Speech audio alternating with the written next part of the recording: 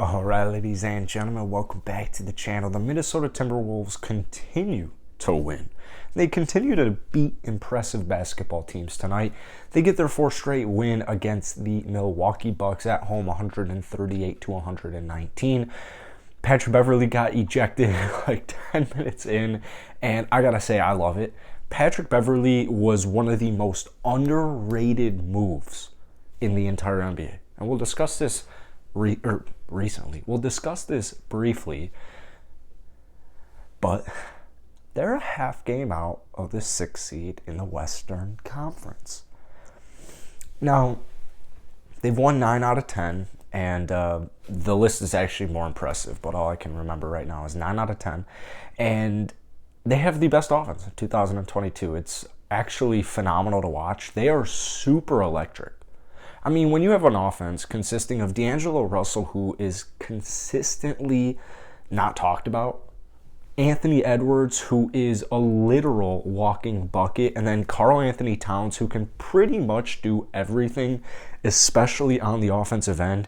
Then you filter in, you've got some nice little pieces. Patrick Beverley, who I can't wait to talk about his ejection tonight. Jared Vanderbilt, stud. Jaden McDaniels, Jalen Noel, like the list will go on and on and on and on and on. Welcome back to the channel, though. If you guys are new here, be sure to hit that subscribe button, trying to hit 10.1k subs by the end of the week, which is tomorrow.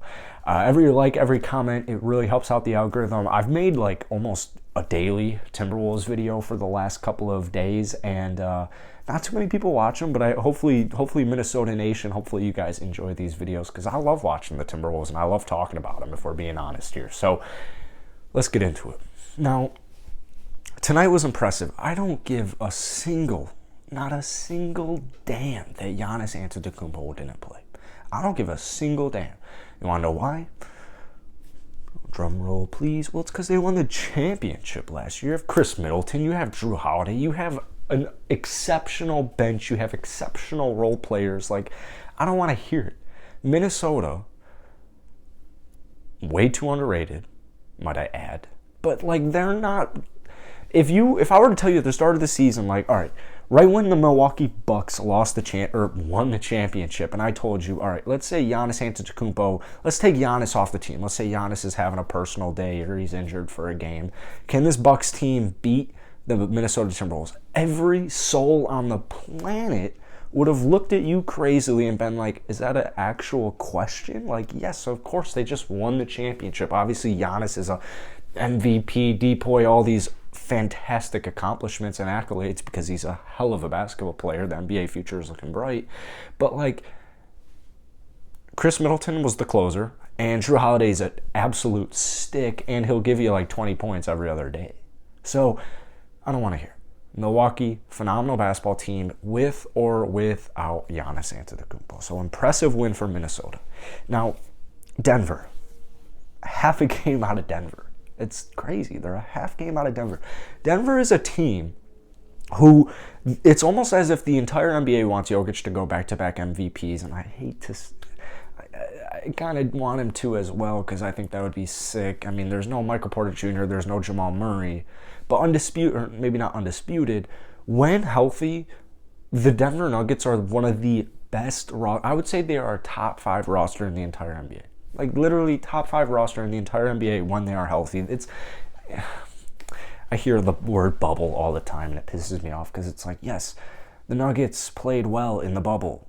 They also played well the entire season leading up to the bubble. Like, it's not a coincidence that they just so happened to make the Western Conference Finals. Like, that, it makes sense. They're a phenomenal basketball team. You're a half game out of them. I know there's no MPJ. I know there's no Jamal Murray, but the way Jokic has been playing, like I said, Aaron Gordon, guys like Will Barton have been stepping up. Monty Morris has been stepping up in Jamal Murray's absence. Like, they're a really talented basketball team, and like I said, like, most of the NBA world is saying Jokic is about to win another MVP.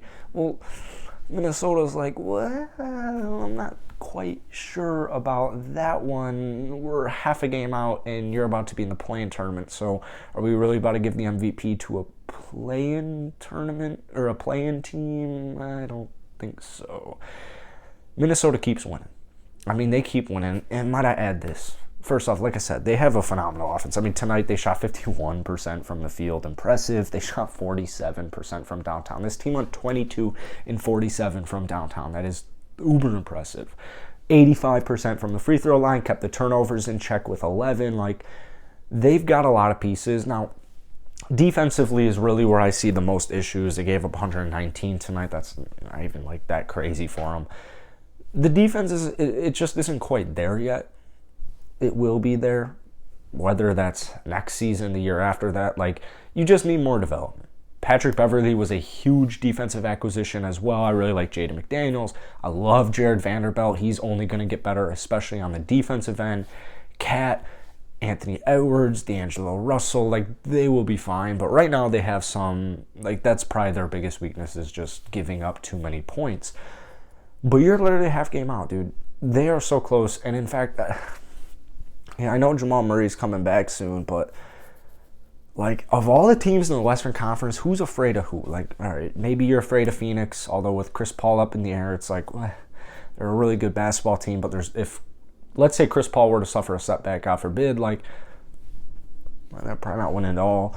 Memphis, they're fun and everything, but John Morant, Memphis Grizzlies, extremely young basketball team. Yes, they have a phenomenal defense, great offense as well, but, very young.